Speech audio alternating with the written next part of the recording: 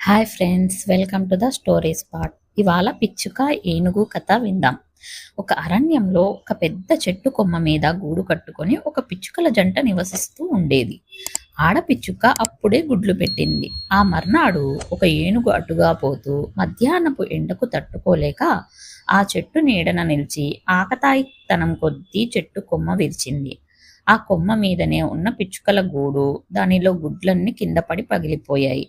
అదృష్టవశాత్తు పిచ్చుకలు ప్రమాదం నుంచి తప్పించుకున్నాయి.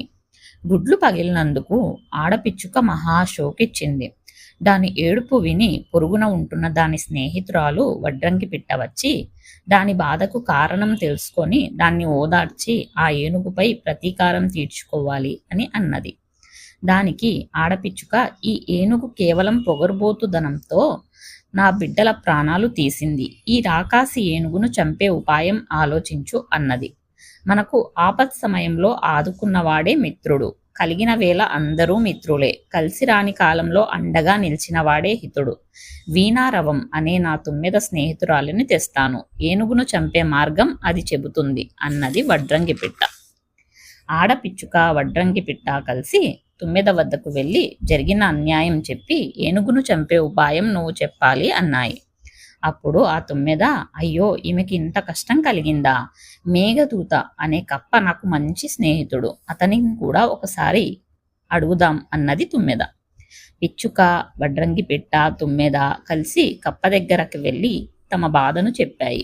కప్ప అంతా విని, మనలాంటి గొప్పవాళ్ళు పూనుకుంటే ఈ ఏనుగు లాంటి పరమమూడిని కడతీర్చుట ఎంత పని అని చెప్పింది.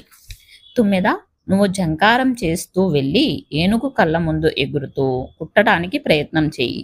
ఏనుగు భయపడి కళ్ళు మూసుకుంటుంది. అప్పుడు వడ్రంగి పిట్ట దాని కన్ను ఒకటి పొడిచేస్తుంది.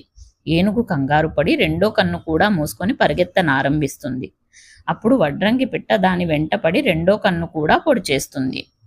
ఏనుగు నీటి మడుగులో చేరదామని వెర్రిగా అటూ ఇటూ పరిగెత్తుతుంది. అప్పుడు నేను ఒక అగాధం అంచున కూర్చొని బెకబెకలాడతాను. నేను అరిచే దిక్కుగా నీటి మడుగు ఉన్నదనుకొని ఏనుగు పరిగెత్తుకుంటూ వచ్చి అగాధంలో పడి చచ్చిపోతుంది. ఆ విధంగా దాని పీడ విరగడైపోతుంది అన్నది కప్ప. కప్ప చెప్పినట్టే చేసి తుమ్మెద, వడ్రంగి పిట్ట కలిసి ఏనుగును అగాధంలో పడేసి చంపేశాయి. ఈ కథలో నీతి ఏమిటంటే, శత్రువు ఎంత బలమైనదైనా మంచి ఉపాయంతో మట్టు పెట్టవచ్చు అని తెలుస్తుంది.